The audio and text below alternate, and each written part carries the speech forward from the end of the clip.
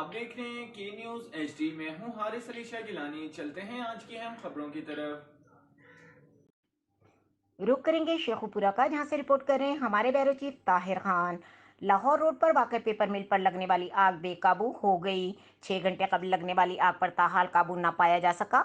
आग बुझाने के लिए लाहौर से भी रेस्क्यू की 3 गाड़ियां मंगवा ली गईं। फायर ब्रिगेड की 9 गाड़ियां आग पर काबू पाने की कोशिश कर रही हैं। Deputy commissioner Rana Shakeel Aslam, assistant commissioner और डिस्ट्रिक्ट ऑफिसर रेस्क्यू मौके पर मौजूद। आग शॉर्ट सर्किट के बायस लगी, जिसने मुल्की और गैर मुल्की पेपर को अपनी लपेट में ले लिया। तर्जुमान रेस्क्यू शेखुपुरा, आग लगने से करोड़ों रुपए मालियत का पेपर जलकर खाकस्तर हो गया। पेपर मिल के दीगर हिस्सों को आग की लपेट से बचा लिया गया। असिस्टेंट कमिश्नर मोहम्मद जमील क्रेनों की मदद से जमीन पर पड़े पेपर को आग से दूर हटा दिया गया।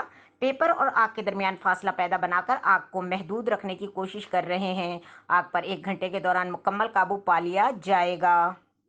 मजीद खबरों और अपडेट्स के लिए हमारे साथ रहिएगा। तब तक के लिए अपना ख्याल रखिएगा। अल्लाह हाफिज।